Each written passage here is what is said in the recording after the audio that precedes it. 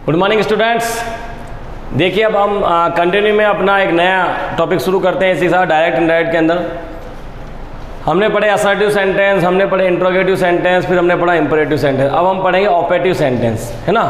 Operative sentence क्या होता है? देखिए, इस प्रकार के सेंटेंस जिनमें जो रिपोर्टिंग स्पीच होती है उसके भाव, यानी वो सेंटेंस क्या कह रहा है उसके भाव के अनुसार रिपोर्टिंग वर्ब यानी सैड और सैड टू को हम बदलते हैं। देखिए कैसे होता है। यदि रिपोर्टिंग स्पीच में प्रार्थना का भाव है तो इसे हम प्रेड में बदल देंगे, यानी सैड टू की जगह क्या लिखेंगे? प्रेड। आशीर्वाद, यानी किसी को ऐसा लग रहा है आशीर्वाद दे रहे हैं तो उसको ब्लेस्ड में बदल देंगे।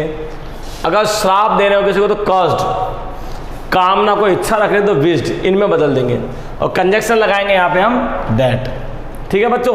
अब देखो पहला क्वेश्चन, हाँ सबसे इंपॉर्टेंट चीज, ये जो क्वेश्चन होते हैं, ये जो भाव है वो हमेशा मे के रूप में प्रयोग होते हैं। यानी ऑपरेटिव सेंटेंस जो होते हैं डायरेक्ट इनडायरेक्ट के, उनको मे के साथ अब अपने ये याद करने का तरीका भी बता सकते हैं कि ऑपरेटिव सेंटेंस हमेशा मे से शुरू होते हैं, ये हम कह सकते हैं ऐसा। तो देखिए, ही सैड टू मी। अब हमको एग्जाम में पता करना है किस प्रकार का सेंटेंस है, तो भैया मे से शुरू होने वाला सेंटेंस है, यानी ऑपरेटिव सेंटेंस है। तो ही सैड टू को बदलना है इस सेंटेंस के भाव के अनुसार। मे यू लिव लॉन्ग, यानी क्या कह रहा है सामने वाला? सामने वाला कह रहा है तुम बहुत लंबे जियो, यानी क्या कर रहा है? आशीर्वाद दे रहा है या विश इच्छा जाहिर कर रहा है। इसमें हम कह सकते हैं ब्लेस्ड भी कह सकते हैं और इसमें हम विश भी कह सकते हैं, क्योंकि ये किसी की इच्छा भी और कोई हो सकता है इसको आशीर्वाद भी दे रहा हो। ठीक है ना। तो चलो हम विश्ड मान लेते हैं। तो ही विश्ड, उसने इच्छा जाहिर की, मी मुझको, that he wished me that. अब देखो वापस ये क्या है हमारा? यू सेकंड पर्सन है। सेकंड पर्सन को किसके अनुसार बदलते हैं? रिपोर्टिंग वर्ब के ऑब्जेक्ट के अनुसार। रिपोर्टिंग वर्ब का ऑब्जेक्ट क्या है यहाँ पर? मी। मी का सब्जेक्ट क्या आ जाएगा? आई। और जो ये मे जो आपका मॉडल है किसमें बदल जाएगा? सेकंड फॉर्म माइट में। I might. माइट भी एक मॉडल है, तो मॉडल के पास हमेशा वर्ब की क्या होती है? First form. तो लीव का रहेगा लीव और लॉन्ग। ठीक है बच्चों। देखो, he wished me that I might live long. May को किस में बदल देते हैं? माइट में। अगला देखिए, he said may you all go to hell. अब गो टू हेल यानी भाड़ में जाओ या नरक में जाओ, इसका मतलब ये होता है, यानी सामने वाला क्या कर रहा है? कर्स्ड, यानी कि श्राप दे रहा है। तो कैसे बदलेंगे? ही, अब सैड को बदलना है तो कर्स्ड। इसमें सैड टू हो या सिंपल सैड हो, इन्हीं भाव में बदला जाएगा। फिर दैट कंजक्शन लग गया। फिर में वापस क्या है हमारा? Second person. अब देखिए यहाँ पर हमारे पास कोई ऑब्जेक्ट नहीं है। तो मैंने आपको पहले भी एक क्वेश्चन बताया था कि अगर रिपोर्टिंग स्पीच में सेकंड पर्सन यू आ जाए और रिपोर्टिंग वर्ब में कोई ऑब्जेक्ट नहीं हो तो हम अपनी मर्जी से कोई ऑब्जेक्ट मानेंगे। ठीक है। तो आप कोई सा भी ऑब्जेक्ट मान सकते हो। यहाँ पर मी मान सकते हो, हिम मान सकते हो, सॉरी अस मान सकते हो, देम मान सकते हो। जैसे मान लीजिए मैंने यहाँ देम मान लिया, ऐसे मान लिया सैड टू देम। कि देम पता क्यों लिखा? क्योंकि यू ऑल यानी एक से ज्यादा लोग हैं, इसलिए मैंने ऐसा मान लिया। ठीक है ना।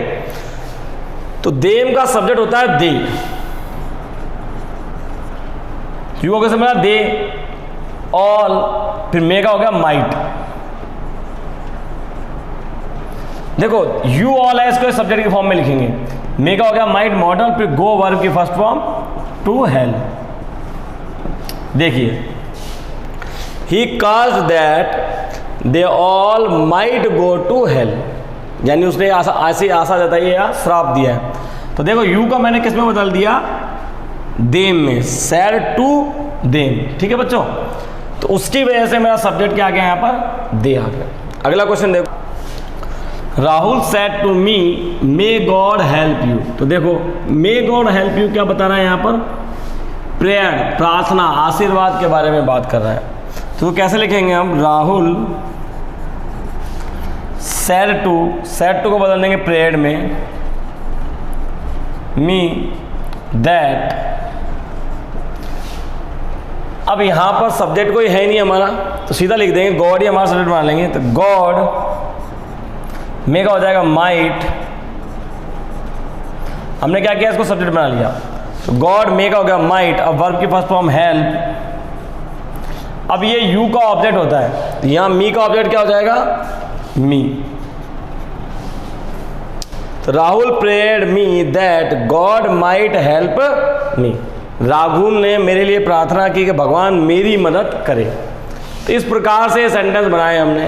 प्रेयर्ड को यूज में लिया, विश्ड को, ब्लेस्ड को, कर्स्ड को, इनको यूज किया और कंजक्शन क्या लगाया, दैट। एग्जाम में क्या आएगा, एग्जाम में एक ऐसा क्वेश्चन आएगा, ऐसे 4 आंसर आएंगे जिनमें से कोई एक आपको सही करना होगा।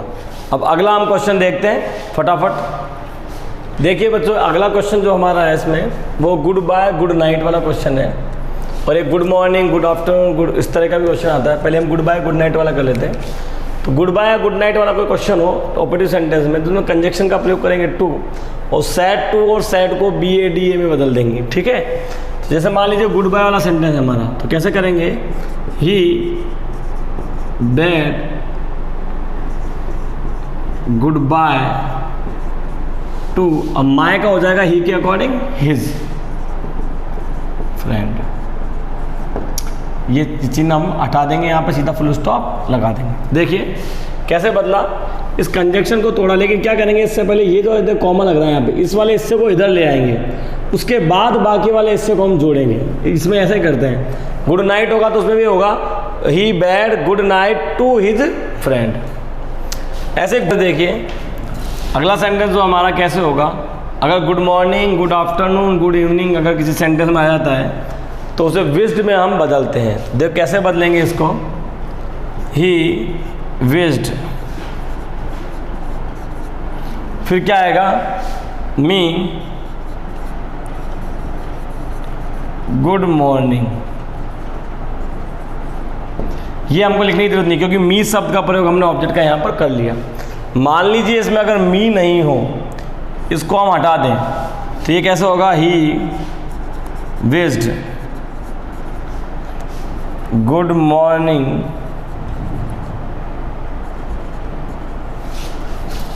टू, लगाएंगे कंजक्शन और हिज फ्रेंड करेंगे। फिर यहाँ माय का हो जाएगा हिज, क्योंकि यहाँ सब्जेक्ट है ही का हो जाएगा हिज, और टू कंजक्शन लग के लग जाएगा। लेकिन यहाँ मी लगा ऑब्जेक्ट लगाने की वजह से गुड मॉर्निंग तो जरूर, क्योंकि ये बात मैंने जो माय फ्रेंड वाली शब्द यहाँ मी के अंदर आ गया। तो हम इसको ऐसे भी कर सकते हैं और ऐसे भी कर सकते हैं। अगर ये ऑब्जेक्ट ना हो तो ऐसे होगा, और ऑब्जेक्ट होगा तो ये सेंटेंस हमारा ऐसे होगा। तो ये हो गए आपके operative sentence, goodbye good evening night से शुरू होने वाले, और good morning, good afternoon, good evening शुरू होते हैं तो उनको किस में बदलेंगे, हम विश्ड के अंदर बदलेंगे, ठीक है बच्चों। तो ये है हमारा ऑपरेटिव सेंटेंस। ऑपरेटिव सेंटेंस जो है मुख्यतः जो सबसे ज़्यादा काम आते हैं हमारे, वो इंपॉर्टेंट क्वेश्चन जो आपको पहले बताए मैंने, प्रेयर्ड, कास्ड, है ना, विश्ड, इनकी भावनाएं नजर आती है। तो मे से शुरू होने शब्द, जैसे मे दिख जाएगा समझ जाना इसको किसी ना किसी चीज़ में बदलना है हमको, बस आपको इसको भाव को आपको समझना है। अब अगला जो पढ़ेंगे, देखो बच्चों, अगला जो हमारा सेंटेंस है उसका नाम है एक्सक्लेमेटरी सेंटेंस, ठीक है।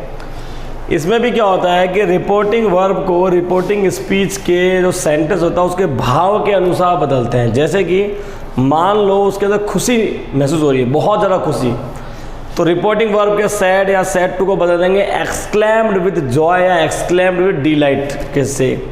दुख है तो उससे बदलेंगे एक्सक्लेम्ड विद सोरो।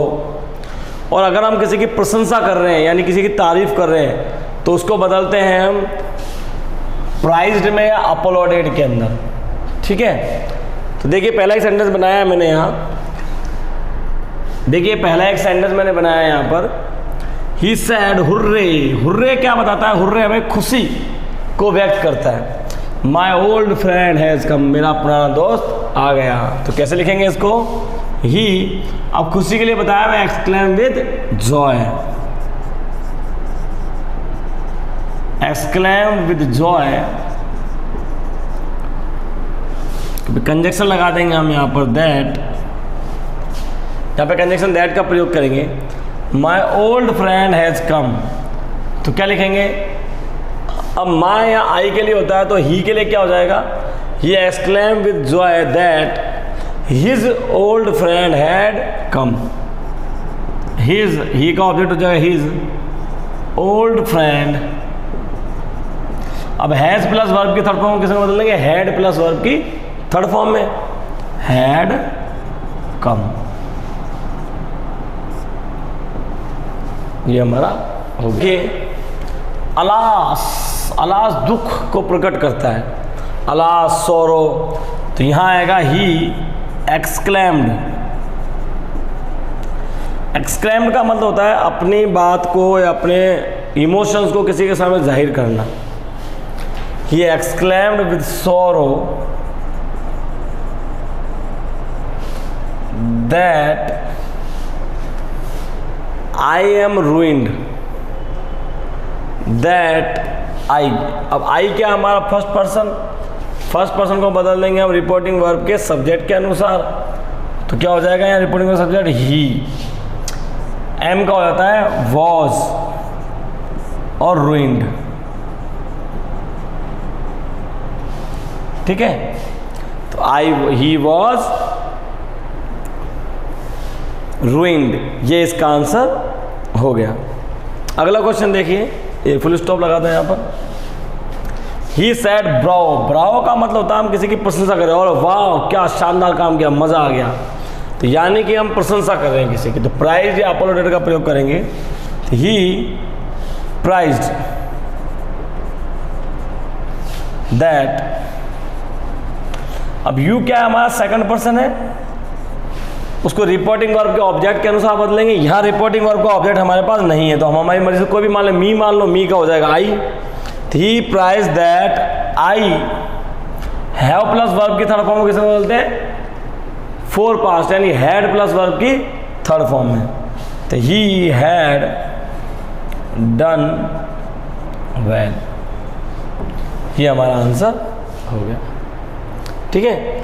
ही praised that I had done well, उसने मेरी प्रशंसा की कि मैंने बहुत कुछ अच्छा किया है, तो ये हमारा आंसर हो गया।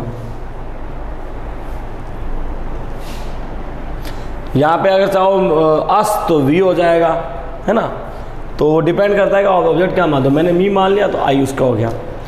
तो इस प्रकार से ये एक्सक्लेमेटरी सेंटेंसेस है, ये काफ़ी आसान है। अब इसके अंदर जो इम्पोर्टेंट एक्सक्लेमेटरी सेंटेंसेस है वो हम करते हैं, वो क्या है वो देखते हैं फटाफट। तो ये जो अगला क्वेश्चन हमारा है सबसे इम्पोर्टेंट है, महत्वपूर्ण मान सकते हो एक्सक्लेमेटरी सेंटेंस के अंदर। इसका क्वेश्चन एग्जाम में आना चाहिए क्योंकि थोड़ा यूनिक अलग तरह का क्वेश्चन है। अगर कोई आपका सेंटेंस रिपोर्टिंग स्पीच में व्हाट, ए या हाउ से शुरू हो और उसके बाद कोई नाउन यानी संज्ञा आ जाए तो उसे वे ग्रेट में बदल देते हैं हम। ये एग्जाम्पल करेंगे, समझ में आएगा आपको। और यदि कोई सेंटेंस व्हाट या हाउ से शुरू हो उसके बाद कोई एडजेक्टिव यानी विशेषण आए तो उसे वेरी में बदल देते हैं, जैसे कि देखिए। और रिपोर्टिंग वर्ब यानी सैड टू या सैड को हम एक्सक्लेम्ड में से बदलते हैं।